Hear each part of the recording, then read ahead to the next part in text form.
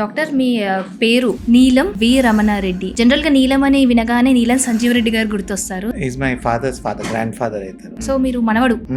Yes. Oh nice. ఎప్పుడు వస్తున్నారు రాజకీయాల్లోకి?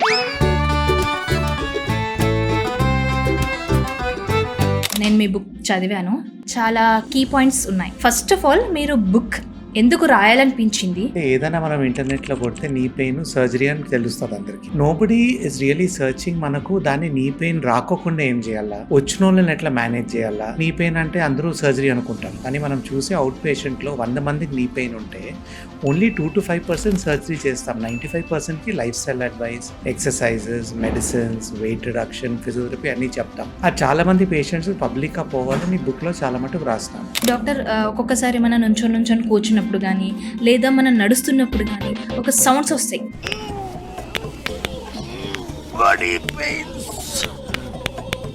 సో ఆ సౌండ్స్ దేనికి సూచన అన్నట్టు? సౌండ్స్ మామూలు జాయింట్స్, టీనేజర్స్, యంగ్స్టర్స్ లో గానీ వస్తుంటాయి. బట్ అది మనం ఆర్థరైటిస్ వచ్చినట్లయితే కాదు. ఓకే. మీరు చెప్పే 30-40 ఇయర్స్ ఏజ్ లో వచ్చే సౌండ్స్ అంత పెద్ద వరి అయ్యేం కాదు. మోకాల నొప్పులు ఉన్న వారికి ఈ తైలం వాడండి అని మనకు యాడ్స్ వస్తాయి, లేదంటే కొన్ని అడ్వర్టైజ్మెంట్లో ఉంటాయి. కంటిన్యూస్లీ ఇలా రాస్తూ ఉంటే అలా పొగలొస్తాయి, దాంతోపాటు ఆహా నాకు ఎంత ఉపశమనం వచ్చిందో అని ఉంటాయి. నిజంగా తైలాలతోటి అంత ఈజీగా ఉపశమనం ఉంటుందా? మేము డాక్టర్ దగ్గర పోతే ఆయింట్మెంట్ రాసిస్తారు. అది ఆయింట్మెంట్ లోపలికి పోయేది ఏమంత ఉండదు. పైన స్కిన్ పైన కౌంటర్ ఇరిటెంట్ ఎఫెక్ట్ వచ్చేసి హీట్ ఫామ్ అయ్యి లోపల పెయిన్ తగ్గుతుంది. కొన్ని డ్రగ్స్ కొంచెం సూపర్ఫిషియల్ గా పెనిట్రేట్ అవుతాయి. But none of these oils మనం చెప్పేటి లోపోయే కాదు. మాకు వచ్చే పేషెంట్స్ అందరి స్టేజ్ లోను అన్ని ఆయిల్స్ ట్రై చేశారు. But all these only provide temporary effect. ఆ ఆయిల్ లోపలికి పోయి నీకు జుగర్ వచ్చే chance is 0. It will not help you. ఈ స్టార్ హాస్పిటల్లో సో ఇప్పుడున్న టెక్నాలజీ ప్రకారం ఎలాంటి కొత్త అధునాతన ట్రీట్మెంట్స్ మీరు ఇస్తున్నారు? పేషెంట్స్ మన దగ్గర ఇనిషియలీ వచ్చినప్పుడు ఫస్ట్ స్టేజ్ లో అందరికీ సర్జరీ అని చెప్తాము. ఫిజియోథెరపీ చెప్తాము, లేజర్, అల్ట్రాసౌండ్ థెరపీ చెప్పి ఎక్సర్సైజెస్ నేర్పిస్తాం, వాళ్ళు సొంతంగా చేసుకోవాలి. సర్జరీలో we use a fast track method, అంటే రికవరీ ఫాస్ట్ ఉంటుంది. యూజ్ అ బెలూనిజం అంటే స్మాలర్ ఇన్సిషన్ ఉంటుంది, and we use robotic surgery. ఈ 3 పద్ధతుల్లో ఆ పేషెంట్ సర్జరీ చేసినప్పుడు రికవరీ చాలా ఫాస్ట్ ఉంటుంది, and they able to get back to walking without a stick in 10 days and doing the normal activities in 3 to 4 weeks. Hello and welcome to our channel. నేను ప్రముఖ. మన శరీరం మనతో మాట్లాడుతుంది అని అంటారు. అంటే మన శరీరంలో ఉన్న ఎముకలు కూడా మనతో మాట్లాడతాయా? ఎముకలు గట్టిగా ఉన్నంత మాత్రాన ఏ రోగాలు రావా? సో ఇలాంటి ఒక అపోహలు జనాల్లో చాలా ఉన్నాయి. వీటన్నింటి గురించి కూడా నేను మాట్లాడడానికి నా ముందు ఉన్నారు డాక్టర్ నీలం వి రమణారెడ్డి గారు, robotic surgeon and orthopaedist. So తను ఒక బుక్ రాశారు. అసలు మనకు ఆర్థరైటిస్ రాకుండా ఉండడానికి మనం ఏం చేయాలి, వస్తే ఏం చేయాలి, ఎలాంటి సర్జరీస్ ఉంటాయి, వీటన్నింటికి దారి తీయకుండా ఉండడానికి మన లైఫ్ స్టైల్, మన సైకిల్, మొబిలైజేషన్ ఎలా ఉండాలి అనేది రాశారు. సో ఆ బుక్ నేమ్ వచ్చేసి the human bone joints explained. So ఈ బుక్ కి ఆధారంగా తీసుకొని నేను క్వశ్చన్స్ రెడీ చేసుకున్నాను. ఇందులో మిత్ ఏంటి, ఫ్యాక్ట్స్ ఏంటి, డాక్టర్ గారిని అడిగి తెలుసుకుందాం. Hello doctor. హలో అండి. ఎలా ఉన్నారు? All fine. మీ బోన్స్ అన్ని బాగున్నాయి కదా? Till now they are okay. Doctor మీ పేరు నీలం వి రమణారెడ్డి. జనరల్ గా నీలం అని వినగానే నీలం సంజీవ్ రెడ్డి గారు గుర్తొస్తారు. తనకి మీకు ఏమైనా సంబంధం ఉందా? Is my father's father, grandfather అవుతారు. ఓకే. సో మీరు మనవడు. ఓ నైస్. ఎప్పుడు వస్తున్నారు రాజకీయాల్లోకి? ఇప్పుడు టైం అయిపోయింది. Two practice. ఇప్పుడు దీన్ని వదిలేసి సడన్ గా రాజకీయంలోకి పోయే కాదు. I think at the point of time వచ్చి మనకు యాప్టిట్యూడ్ లేదు, దానికి ఇంట్రెస్ట్ లేదు. అండ్ ప్రెసెంట్ పాలిటిక్స్ ముందు కాలం మాది లేదు. గ్రాండ్ ఫాదర్ పాలిటిక్స్ చేసేటప్పుడు ఖర్చు పెట్టేది నెగ్లిజిబుల్ ఉండేది, ఏం చేసుకునేది లేదు, వాళ్ళు ఖర్చు పెట్టేది కానీ లేదు. So it was different. ఈ కాలంలో మీకు తెలిసే సిచ్యువేషన్ ఎట్లుందో. సో ఐ డోంట్ థింక్ మనం made out for that also. Doctor నేను మీ బుక్ చదివాను, చాలా కొన్ని కీ పాయింట్స్ ఉన్నాయి. ఫస్ట్ ఆఫ్ ఆల్ మీరు బుక్ ఎందుకు రాయాలనిపించింది? సో ఎందుకు మీరు చెప్పాలనుకున్నారు జనాలకి బుక్ ద్వారా? బేసికలీ ఏమైందంటే ఏదైనా మనం ఇంటర్నెట్ లో కొడితే నీ పెయిన్ సర్జరీ అని తెలుస్తుంది అందరికి. నోబడీ ఇస్ రియలీ సర్చింగ్ మనకు దాన్ని నీ పెయిన్ రాకోకుండా ఏం చేయాలా, వచ్చిన వాళ్ళని ఎట్లా మేనేజ్ చేయాలా, దాన్ని ఫ్యూచర్లో మనం ఇప్పుడు అందరూ నీ పెయిన్ అంటే అందరూ సర్జరీ అనుకుంటారు, కానీ మనం చూసే అవుట్ పేషెంట్లో 100 మందికి నీ పెయిన్ ఉంటే ఓన్లీ 2 to 5% సర్జరీ చేస్తాం. 95%కి lifestyle advice, exercises, medicines, weight reduction, physiotherapy అన్ని చెప్తాం. అది చాలా మంది పేషెంట్స్ పబ్లిక్ గా పోవాలని బుక్ లో చాలా మటుకు రాస్తాం. ఈ బుక్ లో మనకు ఉండే లాస్ట్ ఎండ్‌లోనే సర్జరీ గురించి చెప్పినాం గానీ, మిగతాదంతా అరుగుదల గురించి, ఎందుకొస్తది, దాన్ని ఎట్లా మనం ప్రివెంట్ జేయవచ్చు, దెన్ వచ్చినప్పుడు గానీ దాన్ని ఎట్లా మనం మేనేజ్ జేసుకోవాలా, అవన్నీ డీటెయిల్‌గా ఎక్స్‌ప్లెయిన్ చేసినాం. అరుగుదల రాకుండా ఉండాలంటే ఏం చేయాలి అనేది కూడా పెద్ద క్వెషన్ మార్క్. ఫస్ట్ ఏందంటే కదలడం అంటేనే జీవితం. జీవితం అంటేనే కదలడం. అంటే ఫస్ట్ ఆఫ్ ఆల్ బాడీకి ఒక మూవ్‌మెంట్ ఉండాలి అని అంటారు. సో దీని గురించి మీరేం చెప్తారు? 100% ఎనీథింగ్. నాకు డయాబెటిస్ ఉన్నా, హైపర్ టెన్షన్ ఉన్నా, ఏ ప్రాబ్లమ్ ఉన్నా గానీ డాక్టర్ ఫస్ట్ చెప్పేదేమి మీరు అట్‌లీస్ట్ ఒక హాఫ్ అన్ అవర్ వాకింగ్ చేయాలి. ఈ కాలంలో, పాత కాలంలో అయితే సొంతం పనులు చేసుకుండేది, వేరే పనులు చేసి. బట్ లాస్ట్ 20-30 ఇయర్స్‌లో we have seen lot of people మనకు మొబిలిటీ తగ్గిపోయింది. ఇక్కడ నుంచి అక్కడ పోవాలంటే బైక్ వేసుకొని పోతారు, అక్కడ నుంచి అట్లా పోవాలంటే కార్ వేసుకొని పోతారు. సొంత పనులు చేసుకుంటే వర్కర్స్ చాలా మంది ఉంటారు. అండ్ ఆల్సో మనం ఆఫీస్‌లో డెస్క్ జాబ్స్ ఎక్కువైపోయినాయి. సో ఇవన్నీ ఉండే కొద్దీ మనం కదిలేది తక్కువైంది, మొబిలిటీ తక్కువైంది. ఆబ్వియస్లీ ప్రాబ్లమ్స్ ఆల్సో ఎక్కువైతాయి. యాహ్! సో ఆబ్వియస్లీ మనం ఇప్పుడు చాలా మంది మీరు ఆన్‌లైన్ చూస్తారు, చాలా మంది 10,000 స్టెప్స్ ఎ డే చేసుకోవాలంటారు. It's not just that. See steps is one thing, but obviously మిగతావన్నీ చాలా important. Strength training, stretching exercise అన్నీ చేసుకోవాల్సి వస్తుంది to maintain a healthy lifestyle. Okay. So bones density దేని మీద ఎక్కువ డిపెండ్ అయ్యి ఉంటుంది? బోన్ డెన్సిటీ ఒకటి, బోన్ అరుగుదల ఒకటి. బోన్ అరుగుదల ఉండేది మన కీళ్ళలో వస్తుంది, జాయింట్స్ లో. బోన్ డెన్సిటీ ఉండేది బోన్ స్ట్రెంగ్త్. అది మామూలుగా ఆస్టియోపోరోసిస్ అంటాము, ఆస్టియోపీనియా అంటాం, బోన్ వీక్ అయ్యేది. అది మనం ఒక వయసు తర్వాత, అందరికి ఒక ఏజ్ తర్వాత వస్తుంటది. బట్ మనకు అంతా 40-50 ఇయర్స్ లో వస్తే అప్పుడు ప్రాబ్లం ఉంటుంది. సో ఆస్టియోపోరోసిస్ హీల్ చేసేది, దాన్ని ట్రీట్ చేసేది మనకు బేసిక్ చాలా ప్రోటోకాల్స్ ఉంటాయి. మెయిన్ ఇంపార్టెంట్ డైటరీ కాల్షియం బాగుండాలా, ఎక్సర్సైజ్ బ్రిస్క్ వాకింగ్ ఉండాలా, అండ్ కొంచెం వెయిట్ ట్రైనింగ్ చేయాలా. అండ్ ఆల్సో లేడీస్కి పర్టికులర్లీ ఆఫ్టర్ మెనోపాజ్ ఈ ఆస్టియోపోరోసిస్ సిమ్టమ్స్ ఎక్కువ ఉంటాయి, ఫ్రాక్చర్ రిస్క్ ఆల్సో పెరుగుతుంటుంది. సో ఇవన్నీ ప్రివెంట్ చేసే గురించి అంతా బుక్ లో అవన్నీ మేము మెన్షన్ చేస్తాం. ఓకే. యా, అంటే ఇప్పుడు చాలా మంది అంటారు మోకాళ్ళ నొప్పులు అని కాకుండా మెడికల్ ఇలా వేస్తుంటే కూడా అర్థరైటిస్ వచ్చే ఛాన్సెస్ ఉంది అని అంటారు. సో ఏంటి డాక్టర్, ఇది నిజమా మిథ్యా? లేదు లేదు, అదే అట్లా చేసే కొద్దీ ఆర్థరైటిస్ ఏం రాదు. ఆర్థరైటిస్ మనకు వచ్చేది మోస్ట్లీ మోకాళ్ళలో వస్తాయి, నడుములో వస్తాయి, హిప్ జాయింట్స్ లో వస్తాయి. కొందరికి ఇందులో కూడా పెయిన్ ఉంటుంది కదా డాక్టర్? దాన్ని మనం ఇన్ఫ్లమేటరీ ఆర్థరైటిస్ అంటాం. So by and large out పేషెంట్లు చూసే వాళ్ళలో ఓన్లీ 2-5% ఇన్ఫ్లమేటరీ ఆర్థరైటిస్. ఇది ఎందుకు వస్తుంది? అది జస్ట్ లైక్ మామూలుగా బీపీ, షుగర్ వచ్చినట్లు this is also inflammatory process. కొంతమందికి సీరో నెగటివ్ ఆర్థరైటిస్ ఉంటుంది, కొంతమందికి సోరియాటిక్ లీజన్స్ వచ్చినప్పుడు ఆర్థరైటిస్ వస్తుంది, కొంతమందికి రుమటాయిడ్ ఆర్థరైటిస్ వస్తుంది. హోల్ గ్రూప్ ఆఫ్ అట్లీస్ట్ ఒక 70-100 డిఫరెంట్ టైప్స్ ఆఫ్ ఆర్థరైటిస్ ఉన్నాయి. But luckily they form only 5%. Remaining 95% ఉండేటివి is what we call osteoarthritis. అది ఏజ్ గ్రూప్ లో కనిపిస్తుంది? ఇది ఏ గ్రూప్ లోనే రావచ్చు. ఏ group you can see it in a 5-year-old kid, 7-year-old kid, or in a 70-year-old, 80-year-old person. 30 years ఒక ఆవిడలో చూసా. That's very common. The most unfortunate thing was, ఇప్పుడు what happened, I remember one girl we had operated. తన పేరు కానీ తెలుసు, ఇంకా regular గా కలుస్తుంటది పాపం, తన కర్నూలు నుంచి ఉంది. She had rheumatoid arthritis when she was 8 years old. She was bedridden by the time she was 18 years old. Then at that point of time, from sometime in 2007-8 lo, we did a replacement for both her knees at the age of 18. And did a hip replacement also. So దాని మూలంగా she was able to walk. మళ్ళీ she saw me recently around 2 years back. ఆ hip joint మనం చేసింది after nearly 18 years fail అయింది. Knees ఇంకా బాగున్నాయి, so మళ్ళీ హిప్ రిప్లేస్మెంట్ మళ్ళీ చేసినాం. So after all you must understand, ఒక 18-year-old గర్ల్ మనం అప్పుడు వదిలేసింటే, సర్జరీ చేయకపోయింటే, she would been bedridden for the whole life. Now 18 తర్వాత చదువుకుంది, బ్యాంక్ లో జాబ్ చేసింది, and she still working also. But the problem is you have to intervene at the right time. మనం వదిలేసి చిన్న వయసు అని చెప్తే దానికి ఏమైతుంది లైఫ్ ఉన్న వాళ్ళకు. చాలా మంది బెడ్రిడెన్ అయిపోయిన తర్వాత you cannot say I will operate after 4 years. అంతలో కూడా మసిల్స్ వెళ్ళిపోతాయి. As you said mobility is important. Static ఉండి ఒకటి దగ్గర ఉంటే మసిల్స్ వీక్ అవుతాయి, బోన్స్ వీక్ అవుతాయి. ఇవన్నీ మెయింటైన్ కావాలంటే కొంచెం నడవాలా, ఫిజియోథెరపీ ఎక్సర్సైజ్ చేసుకోవాలి. This girl is now the youngest we had operated then. మాకు చాలా డౌట్స్ వచ్చినాయి, but I'm very happy that we operated. So doctor, knee replacement ఇది ఒక్కసారి రీప్లేస్ చేసిన తర్వాత ఎన్ని ఇయర్స్ వరకు మనం ఏ ప్రాబ్లం లేకుండా నడవగలుగుతారు? So by and large knee replacement start చేసి ఈజీలీ అబ్రాడ్లో అయితే ఈజీలీ 50 years అయింది. 50. 50 years నుంచి చేస్తున్నారు. ఓకే. ఇండియాలో ఆల్సో 35-40 ఇయర్స్ నుంచి చేస్తున్నారు. బట్ లాస్ట్ 25 ఇయర్స్ నుంచి చాలా పికప్ అయిపోయింది. ఓకే. సో కంపేర్ టు ఆ కాలంలో చేసే ఇంప్లాంట్స్కి ఇప్పుడు చేసే సర్జరీస్కి చాలా డిఫరెన్స్ ఉంది. ఓకే. సో నేను కానీ స్టార్ట్ చేసే నీ రీప్లేస్మెంట్స్ ఈజీలీ 23-25 ఇయర్స్ అయింది. బట్ అప్పుడు చేసే సర్జరీ ఇప్పుడు చేసే సర్జరీ చాలా డిఫరెన్సెస్ ఉన్నాయి.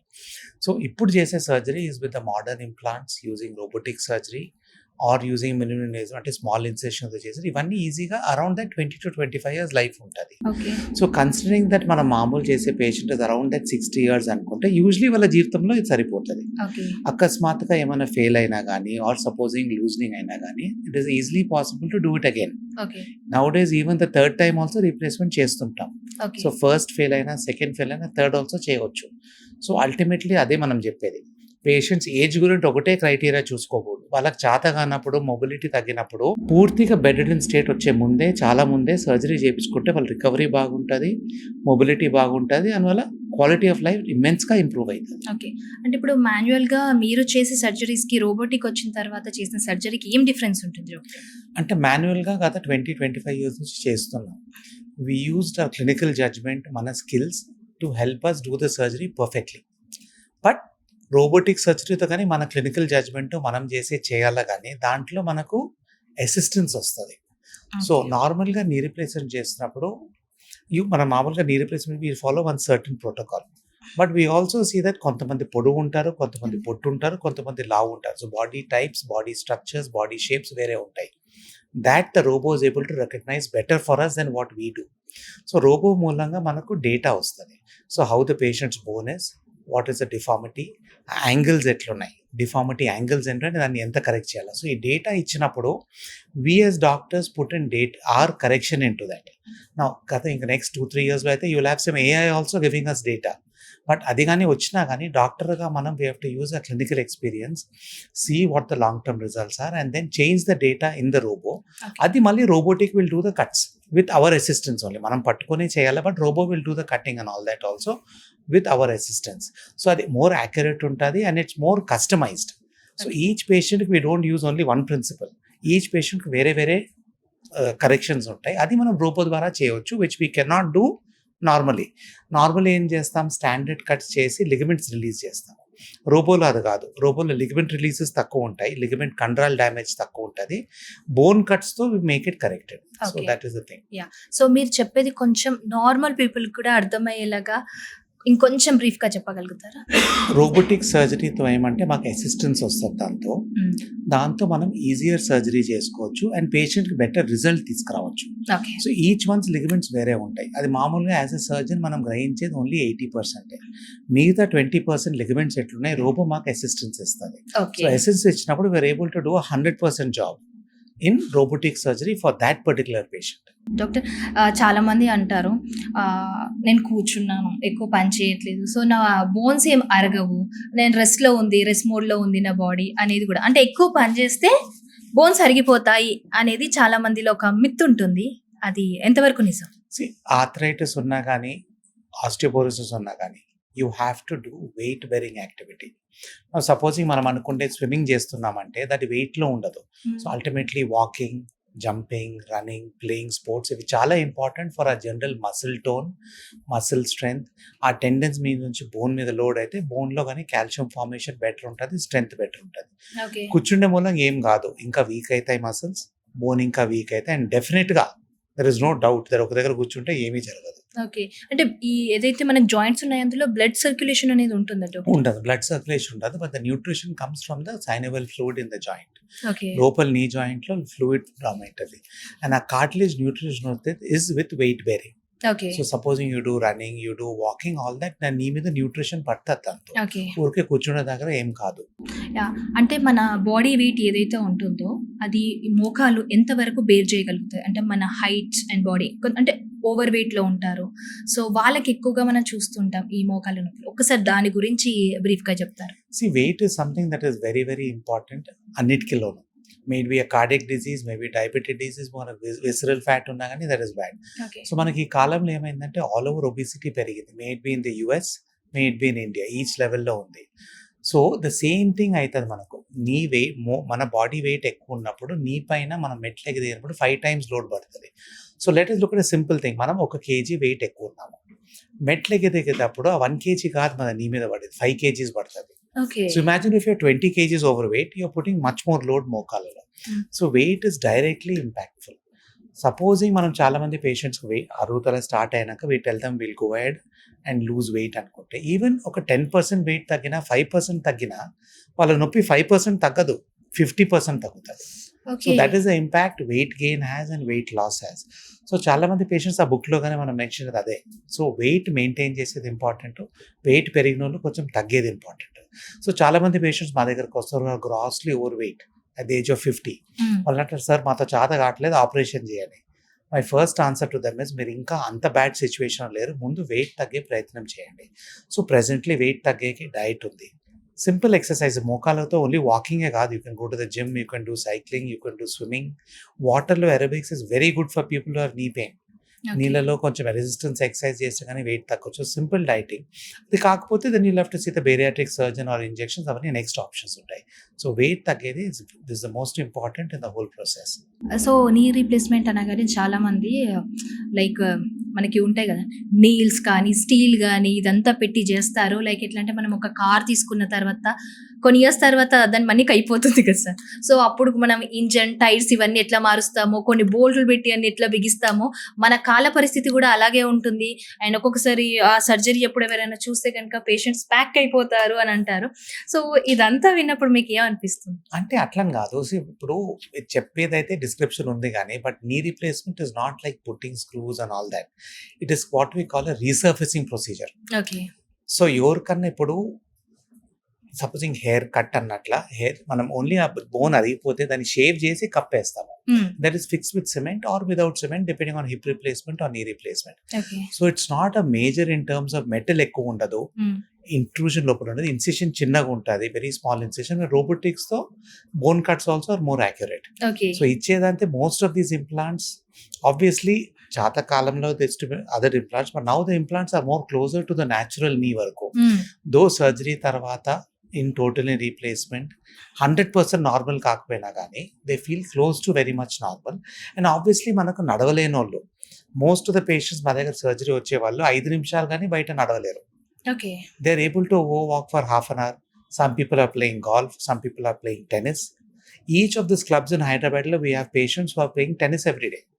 So imagine how much impact 80-85 years ఉన్నా కానీ టెన్నిస్ యాక్టివిటీ చేస్తున్నారు for people are going to be in the house earlier. So quality of life drastic గా ఇంప్రూవ్ అవుతుంది. యా, అంటే ఫుడ్ ఎలాంటి ఫుడ్ తీసుకోవాలంటే మనం మొబిలైజేషన్ అదంతా ఓకే, అండ్ మీరు చెప్పినట్టుగా బాడీ యాక్టివిటీస్ అదంతాతో పాటుగా ఇలాంటి ఫుడ్ తీసుకుంటే డెన్సిటీ పెరుగుతుంది. సో ఇప్పుడు ఆర్థరైటిస్ కి ఫుడ్ స్పెసిఫిక్ గా కాదు కానీ, but high calorie food. Arthritis రాకుండా ఉండడానికి, ఆర్థరైటిస్ రాకముందు కన్నా ఆర్ ఫర్ ఆస్టియోపోరోసిస్ అన్న general diet should be what ఇప్పుడు పబ్లిక్ ఇస్ ఫర్గెటింగ్ ఇస్, ఇప్పుడు ఆస్టియోపోరోసిస్ రాకూడదంటే టీనేజర్, చిన్న వయసు వాళ్ళు, it starts from the age of 18-20. Sports ఆడాల, డయటరీ కాల్షియం బాగుండాలి, న్యాచురల్ కాల్షియం టాబ్లెట్స్ వేసుకుంటే అది అనవసరం. సో మనకు కిడ్స్ ఆల్సో ఇప్పుడు చూస్తున్నాం, అంతా చదువుతున్నారు, రూమ్లో కూర్చొని స్టడీస్ ఎక్కువ ఉంటాయి, స్పోర్ట్స్ ఎక్కడ ఆడుతున్నారు, ఆడట్లేదు. It's very very important to play sports. Diet గురించి మనం చెప్పేది చాలా కష్టం, because most people are eating outside food, processed food, ultra processed food, packed food. So all these are ultra processed. The basic thing is to eat home cooked food, made at home with fresh ingredients bought from the market or wherever. Obviously we don't need to say organic whatever it is, eat the food, but home cooked food is important. Okay. Lot of outside food, junk food tene koddi, and all these burgers, fries, weight perugutadi and unhealthy diet aitadi. All these set up anti-inflammatory substances which obviously arthritis tondaraga start aitadi. Okay. Yeah doctor, this is my personal question.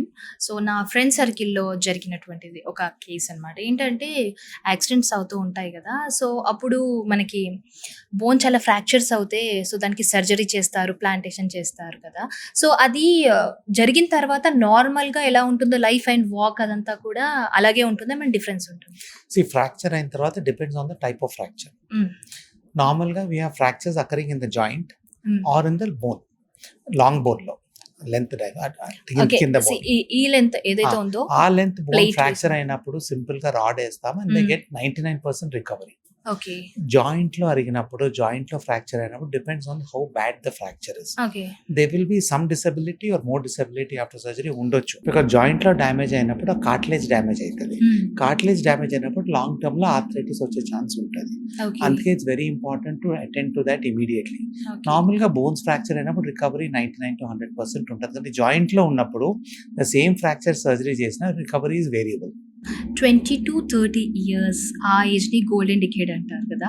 So, అలాంటి ఏజ్‌లో ఉన్నప్పుడు bone strength ఎలా ఉంటుంది? ఆ టైంలో care తీసుకోకపోతే ఎలాంటి పరిణామాలు చూడొచ్చు? సో మోస్ట్లీ మనకు చూసే osteoporosis, arthritic changes unfortunately is 5 times more common in ladies than men, may it be osteoporosis or arthritic changes. So it's very, very important to have physically strong muscles which you develop at the 29-30. So మన బాడీలో ఒకటి అర్థం చేసుకోవడం ఏమంటే peak bone mass అంటే మన bone strength maximum ఉండేది will be around 30, 35, 40. దాని తర్వాత తగ్గుతూ పోతుంటుంది. If you achieve a less peak bone mass అంటే మన 35-40లో బోన్ మాస్ తక్కువ ఉంది ఎనీ జెండర్ ఆ పీక్ బోన్ మాస్ వచ్చేది ఆ టైంలో వస్తుంది. ఓకే. అది తక్కువ ఉంటే లేటర్ ఆన్ ఓల్డ్ ఏజ్లో ఇంకా తక్కువే ఉంటుంది. So to achieve that peak bone mass is to have healthy diet, exercise, nutrition and calcium in your diet. So ఇవన్నీ చేస్తే కొద్దీ and muscle strengthening exercises. So walking ఒకటే కాదు, it's very important to do strength training. So gym exercises, weight training అందరికీ gym పోవాలని అవసరం లేదు. ఇంట్లోనే కూర్చొని వెయిట్స్తో, బాడీ వెయిట్ ఎక్సర్సైజ్తో 90% ఎక్సర్సైజ్ చేసుకోవచ్చు. It just takes 10-15 minutes a day. అవి చేసే కొద్దీ బోన్ మీద స్ట్రెంగ్త్ ఉంటుంది, మసిల్ స్ట్రాంగ్ ఉంటాయి అండ్ ఓల్డ్ ఏజ్లో మనకి ఇంపాక్ట్ తెలుస్తుంది. If you are weak in your 40s, you will be ultimately weak in your 70s or more weak. So it's very important to take care of the golden age and prevent all these problems starting then. So చాలా మందిని చూస్తున్నాం patients, even let us say 10-15 years back చూసేటప్పుడు diabetes అంతా we used to see only in 50-60 year olds. Now చాలా మంది 35-40కే ఉంటున్నారు. So the general population is getting unhealthy. So it's very important take care of your health, diet and not eat bad food. Okay.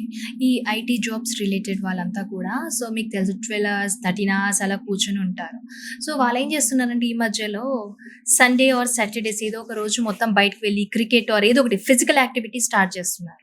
అంటే ఈ 6 days మొత్తం ఒకటే దగ్గర కూర్చొని ఈ 1 week ఒక్క రోజులో బాడీకి పని చెప్పి ఎక్సర్సైజ్ కానీ లేదంటే గేమ్స్ కానీ ఆడితే అదేమైనా వర్కౌట్ అవుద్దా బాడీకి? It is better then not doing anything. But ultimately ఒక పని చేస్తాం, వాళ్ళకి హోల్ వీక్ ఫుడ్ వద్దు, ఓన్లీ సండే తినవందాం, చేయవచ్చా? Not possible. So it has to be a daily basis of some activity and obviously Sunday you play. వీళ్ళంతా whole week ఏం చేయకుండా సండే ఆడినప్పుడు స్పోర్ట్స్ ఇంజరీస్ వస్తున్నాయి. Because they are not stretching, the muscles are not toned and they're getting sports injuries. So you have to have a regular physical activity.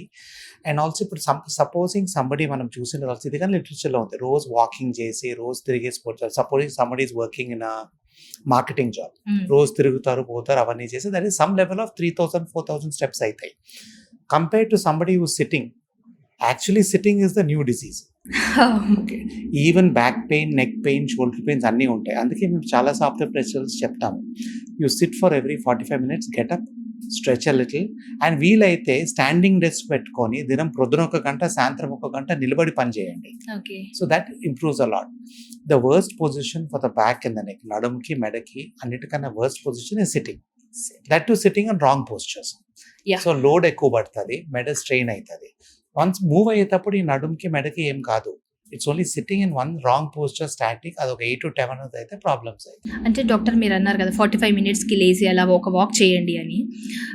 ఒక్కొక్కసారి ఎలా అంటే even వాళ్ళు ఒక వాష్రూమ్స్ కూడా వెళ్ళని టైం ఉంటుంది. అంటే మొత్తం అలా కంట్రోల్ చేసుకొని బ్లాడర్ని కంట్రోల్ చేసుకొని కూర్చుంటారు కంటిన్యూస్లీ. అంటే మీటింగ్స్ అవుతాయి, 2-3 hours అలా కూర్చోవాల్సిన సిచ్యువేషన్ కూడా ఉంటుంది. సో అలాంటి ఫీల్డ్లో ఉన్న వాళ్ళకి ఇంకేదైనా ఆప్షన్ ఉందా? ఆన్ అండ్ ఆఫ్ అట్లీస్ట్ ఇప్పుడు అది లేనప్పుడు కూర్చోవాలంటే కూర్చోవాలి, కొంతసేపు అన్న ఒక I'm not saying walk for 15 minutes. Okay. Just get up, stretch, do that 1 minute, 2 minute stretches and sit down again. Posture of sitting important. And చాలా మంది will let us say you're making a phone call. If it's possible, ఏమైనా call చేస్తే నడుచుకుంటూ call చేయవచ్చు, కూర్చొని చేయాలని లేదు. Safety you can if you can do manage that way. So అవంటి కొంచెం మాడిఫికేషన్ చేసుకుంటే చాలా మటుకు బెనిఫిట్ వస్తుంది. Use it or lose it. So ఈ ఫార్ములా గురించి మీరు ఏం చెప్తారు? 100% ఎవ్రీ పార్ట్ మనం ఏదైనా వాడకపోతే ఖచ్చితంగా you lose it only. So made be from anywhere and expect hand exercise anything నీ జాయింట్స్ ఏదైనా కానీ రోజు ఎక్సర్సైజ్ చేయాలి. చాలా మంది ఓన్లీ వాకింగే చేస్తారు. వాకింగ్ చేసే కొద్దీ మనకు అప్పర్ బాడీ బ్యాక్ అవన్నీ స్ట్రెంథనింగ్ రాదు. సో అవన్నీ కానీ ఎక్సర్సైజ్ చేసే కొద్దీ all body part stretches strengthening చేసుకుంటే చాలా మటుకు బెటర్ ఉంటుంది. ఓకే. బోన్ బ్యాక్ అంటే ఏంటి డాక్టర్? దాట్ మనకి ఇండియాలో అంత డెవలప్ కాలేదు కానీ కొన్ని సెంటర్స్ లో ఉంది. లైక్ మనం అది మామూలుగా మనకు నీ రీప్లేస్మెంట్ లో అవసరం పడదు, హిప్ రీప్లేస్మెంట్ లో కొన్నిసార్లు అవసరం పడుతుంది. సో బ్లడ్ బ్యాంక్ పెట్టినట్లు మనకు బ్లడ్ ప్రొడక్ట్స్ ఎక్కడ నుంచి దొరుకుతాయో bone also we can be saved. Okay. మనకు ఎప్పుడైనా కొంతమందికి మేజర్ బోన్ లాస్ ఉన్నప్పుడు వి నీడ్ బోన్ కావాలంటే ఆ బోన్ బ్యాంక్ నుంచి తీసుకోవచ్చు. అచ్చా. So that is developing and చాలా మటుకు మెట్రో సిటీస్ లో ఉంది. మన స్టార్ హాస్పిటల్స్ స్టార్ హాస్పిటల్ లేదు ఇప్పుడు లేదు. But use little bit of bone but మనం సేవ్ చేసేది వాడతాం కానీ not official technical bone bank మాదిరి లేదు. Okay. According to Indian government ప్రకారం మనకి ఇంకా ఇండియాలో ఉన్నాయి. ఉన్నాయి. ఐ ఆల్సో హైదరాబాద్ లో ఎక్కడ ఉందో కానీ నాకు ఐడియా లేదు. బట్ డెఫినెట్ గా కొన్ని సిటీస్ లో అవన్నీ డెవలప్ అయినాయి. ఓకే. అంటుంటారు వయసు చాతనవ్వట్లేదు, నాకు కొంచెం కాళ్ళ నొప్పులు వచ్చినాయి, ఎముకల నొప్పులు వచ్చినాయి అనగానే వయసు పెరుగుతుంది కదా, అన్నీ వస్తాయి కదా అని అంటారు. ఈ ఏజింగ్ గురించి ఏం చెప్తారు మీరు? ఏజ్ని గురించి ప్రెసెంట్ డే థింగ్లో విటమిన్ డి డెఫిషియన్సీస్ చాలా మందికి ఉంటున్నాయి. ఎండలో కూర్చోవట్లేదు. నార్మల్ రికమెండేషన్ ఏమంటే మనకు విటమిన్ డి మెయింటైన్ కావాలంటే బిట్వీన్ దట్ 9 to 4 లోపల at least 15 minutes 4 times a week ఉండాలి. మనకి ఎక్కడ టైం ఉంది, ఎక్కడ పోతాం ఎండలో కూర్చొని. So that is becoming difficult. People అపార్ట్మెంట్స్లో ఉంటారు, హై రైసెస్లో ఉంటారు, వాళ్ళకి ఎండ తగలదు. సో అప్పుడు కానీ ఎక్కడ కష్టం. So vitamin D supplementation become the నామ్. ఓకే. సో అందరికీ సప్లిమెంట్స్ ఆన్ అండ్ ఆఫ్ తీసుకుంటాము. Lot of these bone pains are because of lack of exercise and lack of sunlight and dietary కాల్షియంలో నాట్ హ్యావింగ్ అడిక్వేట్ కాల్షియం డైట్లో. ఇవన్నీ చేసే కొద్దీ చాలా మటుకు ఈ నొప్పులన్నీ తగ్గుతాయి. ఆబ్వియస్లీ ఏజ్తో పాటు కొంచెం నొప్పులు వస్తాయి, బట్ అవన్నీ సింపుల్ యోగా స్ట్రెచింగ్ ఎక్సర్సైజ్ చేసుకుంటే చాలా మటుకు నొప్పులు తగ్గుతాయి. ఓకే. మీరు బుక్లో రాశారు కదండి లైఫ్ స్టైల్ షీల్డ్ అని, సో దాని గురించి చెప్తారా? లైఫ్ స్టైల్ షీల్డ్ గురించి major important thing is exercise, diet, having anti-inflammatory diet, okay. and the food habits generally. Processed foods తినకూడదు, అల్ట్రా ప్రాసెస్ ఫుడ్స్ ఖచ్చితంగా తీసుకోకూడదు, and exercise in any form. Simple things like 20 minutes walking in the morning outside will make a lot of difference. చాలా మంది gym లో చేయాలంటారు. Gym లో you can do strength training, but బయట walk చేసే this thing you will not get in the gym completely. So natural light లో walk చేసేది, you can do cycling, some activity has to be. Then weekends definitely మీరు చెప్పినట్లు ఏదో sports ఆడొచ్చు. Okay. Joint replacement అయిన తర్వాత కింద కూర్చోకూడదు, లేకపోతే పద్మాసనం వేసుకోలేం, ఇలాంటివి కొన్ని జనాల్లో ఉంటాయి. అవి మిత్సా లేదంటే ఇప్పుడున్న ప్రెసెంట్ టెక్నాలజీ ప్రకారం అలాంటివి ఏం లేకుండా కూడా ఎలానైనా ఉండగలిగే లాంటి రీప్లేస్మెంట్స్ మీరు అందిస్తున్నారు? మనం రీప్లేస్మెంట్స్ పార్షియల్ రీప్లేస్మెంట్స్ ఉంటాయి, టోటల్ గానే ఉంటాయి. ఓకే. సో ఏది చేసినా కానీ కింద ఎప్పుడైనా కూర్చోవచ్చు if it's permitting them, but not daily. Not daily. So ఎప్పుడోసారి గుడి పోయినామంటే కూర్చోవచ్చు. కొంతమంది పేషెంట్స్ కూర్చుంటుంటారు, బట్ చాలా మటుకు ఏమవుతుంది అంటే చాలా మందికి ఒక వయసు తర్వాత మసిల్స్ వీక్ ఉంటాయి, కింద కూర్చుంటే పైకి లేలేరు. మజిల్ వలన డాక్టర్? మసిల్ వల్లనే. అచ్చా. చాలా మంది అనుకుంటారు ఏంటంటే నాకు బోన్స్ అయిపోయాయి, ఇంకా నా పని ఎముకలు నొప్పులు ఉన్నాయి, అందుకే నేను లేవలేకపోతున్నా కూర్చోలేకపోతున్నా అని దాంట్లో ఉంటారు. అరుగుదలతో కూర్చోలేరు, లేచేది అక్కడ నుంచి మసిల్ స్ట్రాంగ్ ఉండాలి. అచ్చా. సో మనం ఓకే. ఎక్సర్సైజ్ చేయలేక మసిల్స్ అనేవి వీక్ కష్టం ఉంటాయి, మళ్ళీ ఎవరైనా లేపాలి. లాట్ ఆఫ్ పేషెంట్స్ కి మోస్ట్ ఇంపార్టెంట్ ఎప్పుడైనా సర్జరీ చేసిన తర్వాత మొబిలిటీ, రోబోటిక్ లో అయితే ఫోల్డింగ్ అంతా బాగానే వస్తుంది, కానీ ఎప్పుడో ఒకసారి కూర్చోవచ్చు అని చెప్తాము. ఓకే. వి అడ్వైజ్ డైలీ కూర్చోవద్దు అని చెప్తాం, కానీ ఎప్పుడైనా అవసరం ఉంటే కూర్చోవచ్చు. They play all light sports, badminton ఆడే వాళ్ళు ఉన్నారు, టెన్నిస్ ఆడుతుంటారు, డబుల్స్, గాల్ఫ్ ఆడుతుంటారు. So whatever is there extra activity చేసుకోవచ్చు. Sometimes some patients who come to us after surgery మిమ్మల్ని తగ్గిమని చెప్తాం. కొంతమంది ఉన్నారు వాళ్ళ లైఫ్ లో నడవలేదు ఎక్కువ కాబట్టి ప్రొద్దున 1 గంట సాయంత్రం 1 గంట నడుస్తున్నామంటారు. Okay. So then we say activity మీకు ఏం కావాలంటే చేసుకోండి, కానీ walking half an hour to 40 minutes చేసుకోవచ్చు. ఓకే. సి అల్టిమేట్లీ లోపల you must realize that is an artificial part. దాన్ని మనం వేర్ అండ్ టేర్ ఎక్కువ చేసే కొద్దీ దాని వేర్ అండ్ టేర్ ఆల్సో కొంచెం ఉంటుంది, బట్ ఈజీలీ 40 minutes వాకింగ్ రోజు చేసుకోవచ్చు. ఓకే. ఈవెన్ మా ఫీల్డ్‌లో మాకు ఎక్కువ స్టాండింగ్‌గా షూట్ చేయాల్సిన సిట్యుయేషన్ వస్తది. అంటే ఇలా నుంచొని 1 గంట షూట్ చేసేసరికి మాకు మోకాళ్ళ నొప్పులు వచ్చేస్తున్నాయి. బేసిక్ ఏందంటే చూస్తే మేము సన్నగానే ఉంటాం. మాకెందుకు మోకాలు నొప్పులొస్తున్నాయో, మా బాడీ వెయిట్ ఎంతవరకు తీసుకోగలుగుతుందో ఇవి అర్థం కావట్లేదండి. అప్పుడప్పుడు అనిపిస్తుంది 30స్‌లోనే రీప్లేస్‌మెంటా అని. సో అదే అనుకుండేది మోస్ట్ పీపుల్‌కి నీ పెయిన్స్ వచ్చే వాళ్ళకి 30, 40, 50 ఇయర్స్‌లో replacement is not the solution at all. Okay. వాళ్ళకు physiotherapy, lifestyle changes, exercises is the only thing. And dietary improvements. కొంచెం కాంట్రా ప్రొటెక్టివ్ సప్లిమెంట్స్ కొన్నిసార్లు ఇస్తాం. అంటే స్టాండింగ్‌లో ఎందుకొస్తుంది అని? స్టాండింగ్‌లో it's not to bleed. Long standing చేసినప్పుడు నీ లాక్ అయితది in one position. If you move and not stand in the same position తక్కువ ఉంటది. అంటే డాక్టర్ ఒక్కొక్కసారి మనం నుంచొని కూర్చున్నప్పుడు గానీ, లేదా మనం నడుస్తున్నప్పుడు గానీ, ఒక సౌండ్స్ ఒస్తాయి. ఇది టిక్ టిక్ అని సౌండ్. మనం ఈవెన్ ఫుట్‌లో కూడా నడుస్తున్నప్పుడు ఒస్తుంది. అండ్ నీలో కూడా మనకు వినిపిస్తాయి. సో, ఆ సౌండ్స్ దేనికి సూచన అన్నట్టు? సౌండ్స్‌తో నథింగ్ ఇస్ ఇంపార్టెంట్. సౌండ్స్‌తో సంబంధమే లేదు. ఓకే.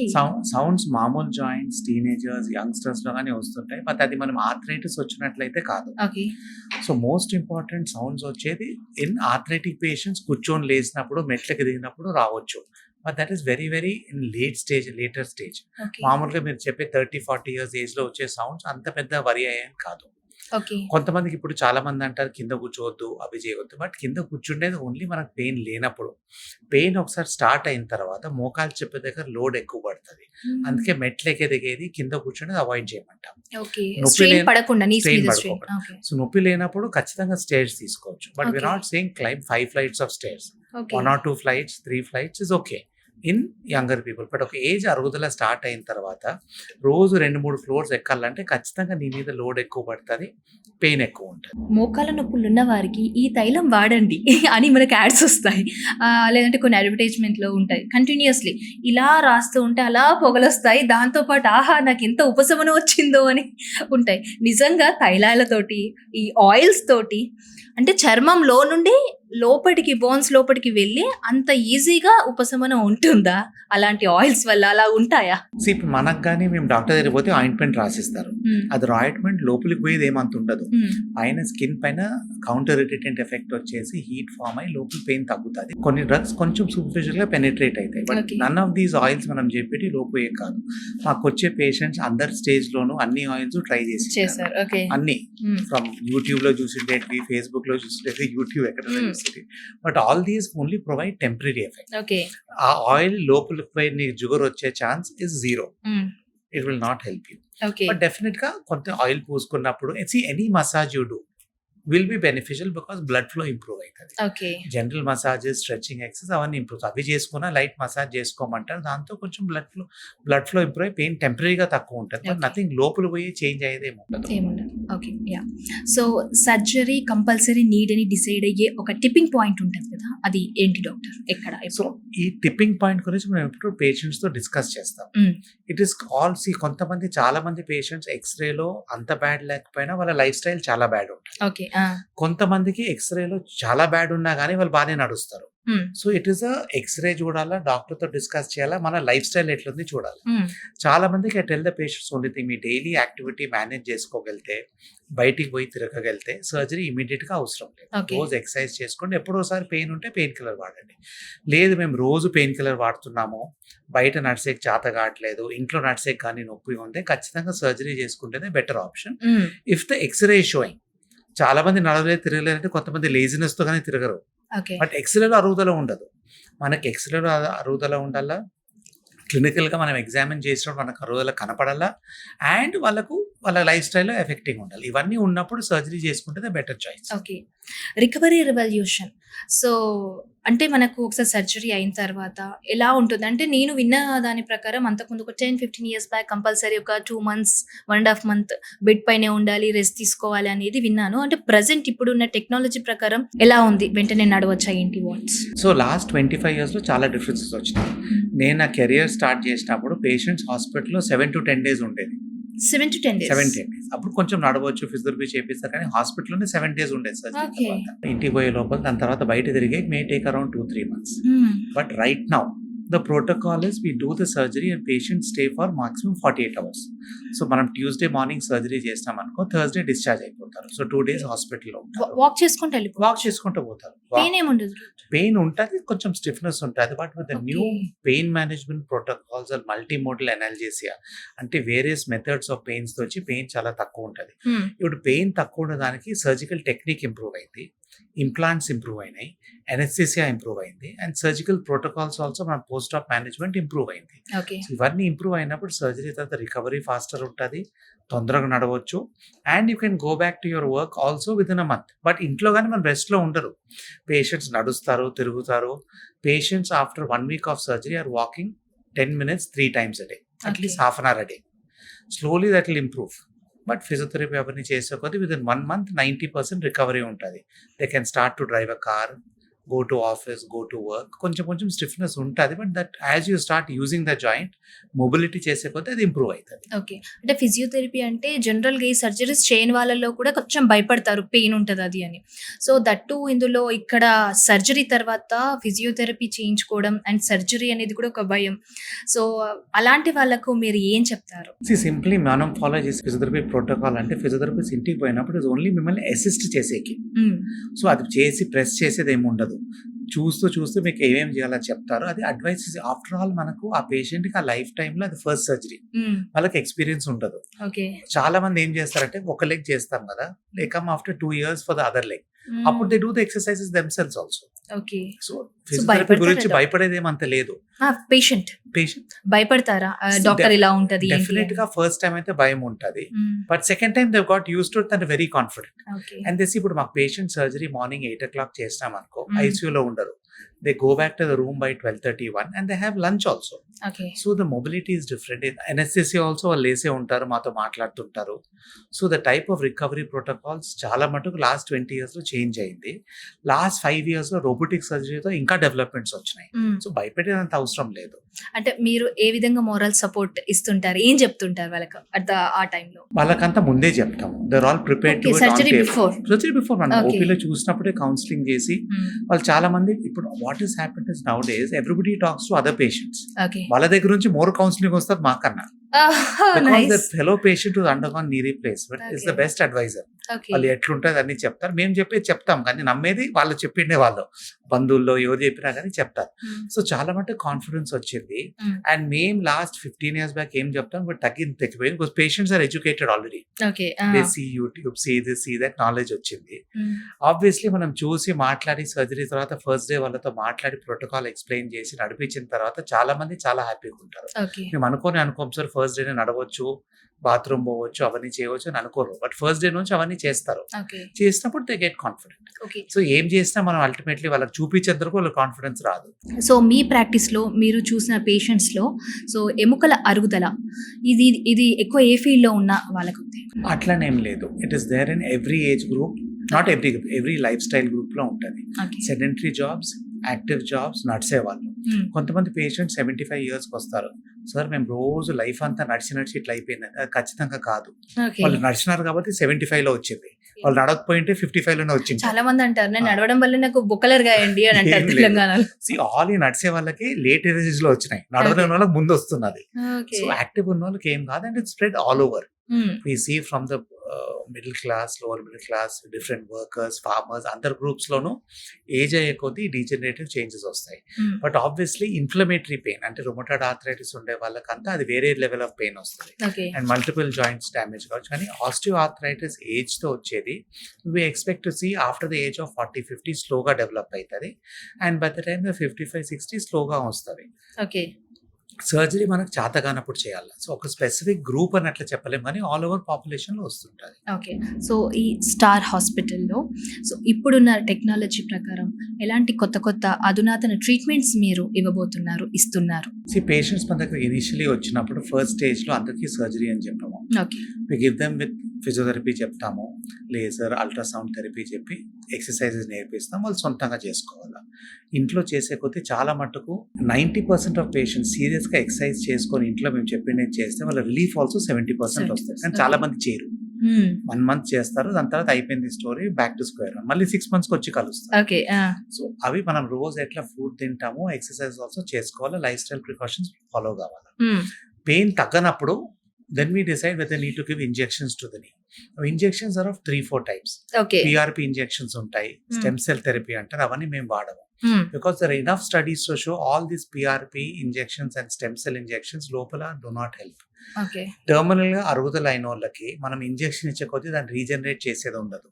ఎప్పుడన్నా అవసరం పడితే కార్టిసోన్ ఇంజెక్షన్ ఇస్తాం, that is only temporary, okay. But they do feel better. And after all ఇంకన్నీ చాత కానప్పుడు సర్జరీ చెప్తాం. ఓకే.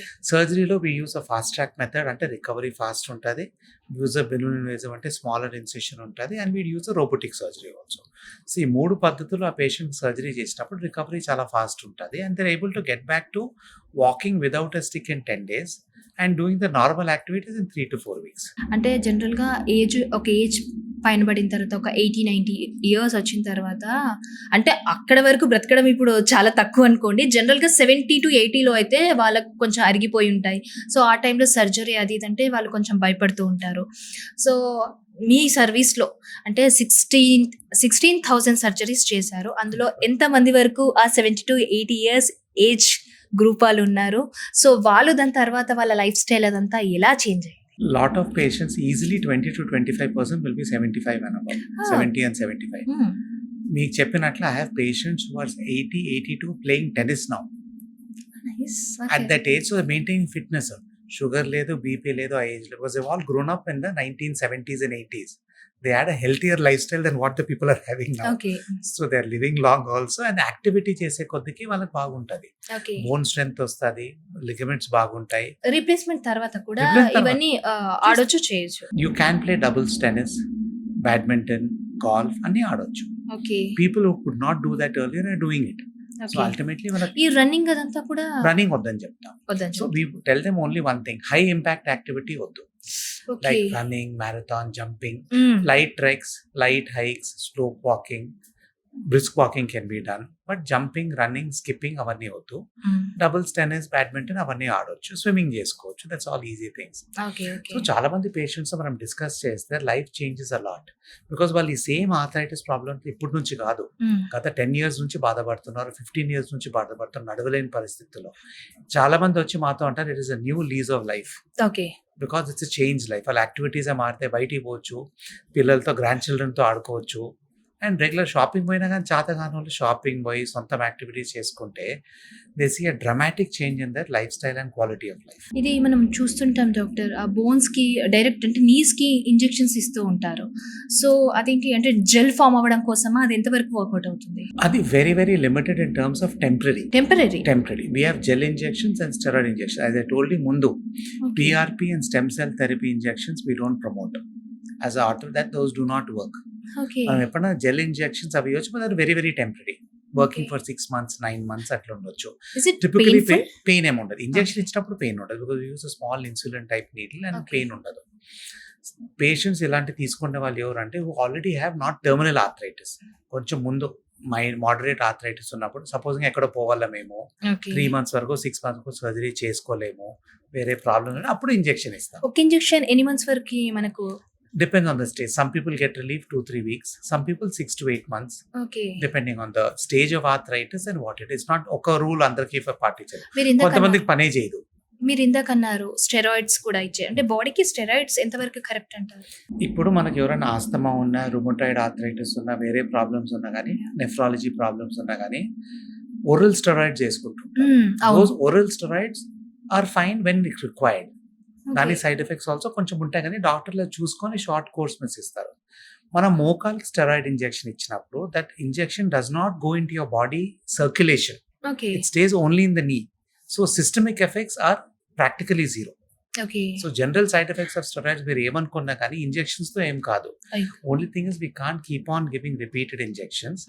మేబీ వాళ్ళ పెయిన్ లో we may give once for year or once in 2 years అట్లా ఇవ్వచ్చు, to temporary tide over the crisis. Okay. So ఎనీబడీకి pain ఉన్నా కానీ కొన్ని రోజులు సివియర్ ఉంటుంది, ఆ సివియర్ పెయిన్ టైడ్ ఓవర్ చేసేకి ఇంజెక్షన్ ఇస్తాం.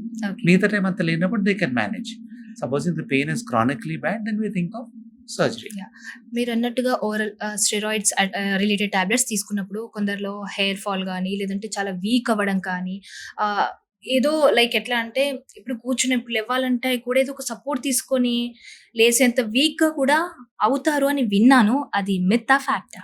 Side effects side effects of depends on the steroid dose. But మేము స్టెరాయిడ్స్ వాడేది ఆర్థోపెడిక్లో ప్రాక్టికలీ నెగ్లిజిబుల్. ఓకే. ఎప్పుడు వాడము. కొన్ని autoimmune conditions, rheumatoid conditions they have to use it, but they use it only for 1-2 months. Okay. దాని తర్వాత వేరే disease modifying drugs ఇస్తారు. ఓకే. సో ఆర్థోపెడిక్స్ లో only use it for injections అంతే. వేరే సిచ్యువేషన్ లో వాడేది తక్కువ. ఓకే. అండ్ స్టెరాయిడ్ మీద అంత పెద్ద మనం నెగిటివిటీ చూడకూడదు. It is the usage and how long and how short is the duration, how long we are using it.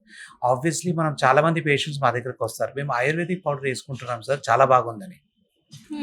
Ayurvedic powder ఎక్కడ తెప్పించుకున్నామంటే ఎక్కడో ఒక క్లినిక్ లో ఓల్డ్ సిటీలో ఎవరో పంపిస్తారంటారు. Those we do not rely on at all, because those are also ఏం mix చేస్తున్నారో దాంతో మనం రిలయబుల్గా ఇన్ఫర్మేషన్ తెలియదు. మనం ఆయుర్వేదిక్ టాబ్లెట్స్ హోమియోపతి రిలయబుల్ సెంటర్స్లో కొనుక్కుంటే అది possible. But stand alone clinics నుంచి కొంతమంది పేషెంట్ మనం వచ్చి సార్ ఎక్కడి నుంచి తెప్పించుకున్నామంటే సార్ నేను కర్నూలు నుంచి తెప్పించిన, ఒకరు బెల్లారి నుంచి తెప్పించినామన్నారు. ఇవన్నీ these are not reliable because what is mixed into the clinics we don't have reliable information. అలాంటివి వేసుకుంటే ప్రాబ్లమ్స్ వస్తాయి బికాస్ వారు బాగుందని చెప్పి సంవత్సరాలు వేసుకుంటారు. ఎస్, యాక్చువల్లీ ఏంటంటే నేను ఒక 90 years ఆవిడని చూశాను. ఎలాంటి నొప్పులు లేదు, మీరు అన్నట్టు బీపీ, షుగర్ అవి కూడా ఏమీ లేదు. తను ఎట్లా అంటే తన పని తను చేసుకుంటారు, తన వంట తను చేసుకుంటుంది. అండ్ ఎలా మనకు ఇవి ఉంటాయి కదండి బిందెలు, ఊర్లో మనకు ఇవన్నీ అవైలబుల్గా ఉండవు కదా, నల్లాలు అండ్ ట్యాబ్స్ అలాంటివి. సో ఆవిడ దూరం నుంచి తీసుకెళ్తుంది. నేను ఒకరోజు చూసి నేను నా ఫ్రెండ్ తోటి అంటున్నాను, ఏంటి ఆవిడ అంత ముసలావిడ ఉంది, ఆమెకి ఏం నొప్పులు లేవా అంట. అయ్యో ఆమె గురించి నీకేం తెలుసు, అసలు ఆవిడ ముందు మనమే పనికిరాదు అని అన్నారు. అంటే తను అప్పటికి 89 years, ఇప్పటికీ ఆవిడ ఉంది. సో నేను ఆవిడని చూసి ఆల్మోస్ట్ ఒక 15 years అవుతుంది అనమాట. అనుకోకుండా ఒక ఊరికి వెళ్ళినప్పుడు నేను చూసాను. సో దాని తర్వాత నెక్స్ట్ జనరేషన్ వచ్చేసరికి మా మదర్స్ వీళ్ళందరికీ ఒక 60 వచ్చిన తర్వాత వీళ్ళకు నొప్పులు స్టార్ట్ అయ్యాయి. మా జనరేషన్ వచ్చేసరికి 30 to 40లోనే అయిపోయింది. ఇంకా మాకు అసలు 30 రాకముందే మాకు మోకాల నొప్పులు ఇందాక చెప్తున్నాం కదా. సో నుంచొని చేస్తే వాళ్ళని అడుగుతా ఏముంది, మా కాలంలో అంతా దంపుడు బియ్యము, అది మా ఫుడ్ హ్యాబిట్స్ వేరు, మీ ఫుడ్ హ్యాబిట్స్ వేరు, మీరు ఆయిల్స్ ఇంత తింటున్నారు, అది వాళ్ళే చెప్తున్నారు ఇది. సో ఈ food habits and life cycle and మీరు అన్నారు మొబైలైజేషన్, ఇదంతా కూడా ఇంపాక్ట్ చూపిస్తుందా ఓవరాల్ బాడీ మీద? 100%. మనకేమైందంటే ఏదో ఎప్పుడో ఒకసారి ఏదో తింటే వేరే, కానీ మన ప్రెసెంట్ జనరేషన్లో even not only in the cities, districts, విలేజెస్లో యూ హ్యావ్ ఎవ్రీథింగ్ దేర్. అన్ని ఫ్రైడ్ ఫుడ్సే ఉన్నాయి బయట. రోడ్లో పోతూ మిరపకాయ బజ్జీలు, బజ్జీలు అన్నీ ఉంటాయి. So all these things were not they 20-25 years దాకా తీసుకునే. So lifestyle habits have changed completely all ఏజెస్లో. సో ఇంప్రూవ్ చేసే కొద్దీ డెఫినెట్గా ఇంప్రూవ్మెంట్ ఉంటుంది. ఓకే. సో ఎలాంటి ఫుడ్ తీసుకుంటే వెయిట్ పెరగరు అండ్ ఏది బాగుంటుంది అనేది ఒకసారి? ఐ థింక్ బేసిక్లీ వెయిట్ పెరిగేదానికి ద డైటరీ అడ్వైస్ తీసుకొని హోమ్ కుక్ మీల్స్, మీరు చెప్పినట్ల బియ్యం అవన్నీ, adequate protein, not eating everyday sweets, not having deep fried food everyday. అంటే ఎప్పుడో ఒకసారి వారానికో 10 రోజులకు ఒకసారి తింటే పర్వాలేదు. Deep fried food everyday, process food everyday, ultra process food వద్దు. ఇంట్లో తిండి తిన్నప్పుడు మనం carbohydrate content from rice, chapatis, idli, dosa కొంచెం తగ్గించినప్పుడు అండ్ వెజిటబుల్స్ ఎక్కువ తిన్నప్పుడు. Now the presentation kids are eating more of carbohydrates, vegetables ఎక్కువ తినట్లేదు. సో వెజిటబుల్స్ తినేది ఇంపార్టెంట్. నాన్ వెజ్ తినే వాళ్ళు నాన్ వెజ్ తీసుకోవచ్చు, నథింగ్ రాంగ్, బట్ దానికంటే లిమిటెడ్ ఉండాలి. Ultimately the most healthy diet would be a vegetarian diet, but vegetables తినాలా.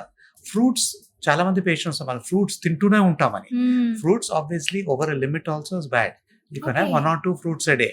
You can't eat whole day 3-4 fruits. Carbohydrates దాంట్లోనే కార్బోహైడ్రేట్స్ ఉంటాయి. అసలు చాలా మంది ఆరెంజెస్ అవి ఉంటాయి కదా డాక్టర్, అవి ఒక 4-5 తినలేరు కదా. సో గ్లామర్ కోసం 1 లీటర్ అంతా మొత్తం జ్యూస్ తీసుకొని తాగేస్తారు. ఏం అవ్వదు అంటే ఏం అవ్వదు, ఇంకా స్కిన్ షైన్ అవుతుంది అని చెప్తారు. అది ఎంత ఫైబర్ పోయింది కదా, దాని నుంచి పోయింది. Obviously it's waste. So if you eat a fruit, you eat it, never juice a fruit. Preferably vegetables also, don't juice them.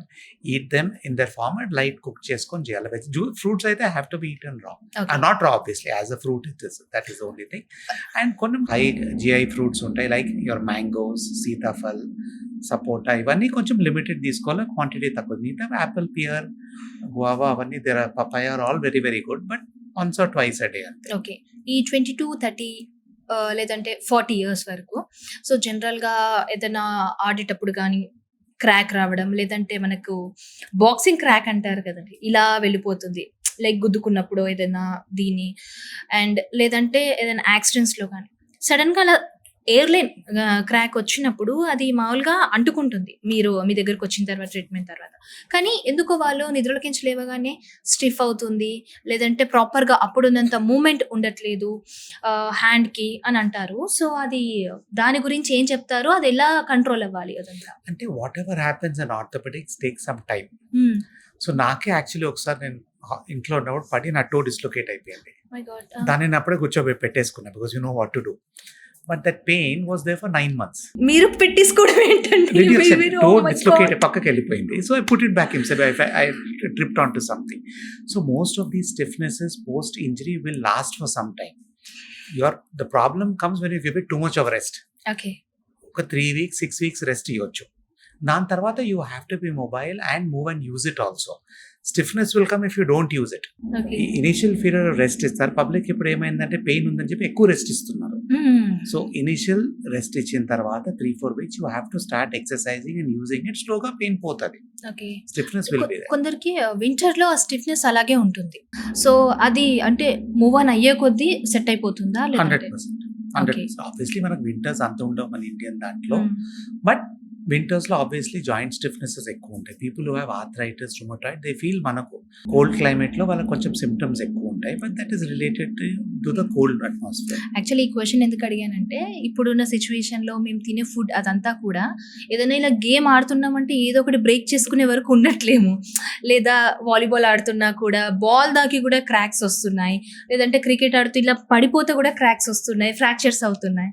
So, అదంతా కొంచెం దృష్టిలో పెట్టుకొని ఈ క్వెషన్ అడిగాను.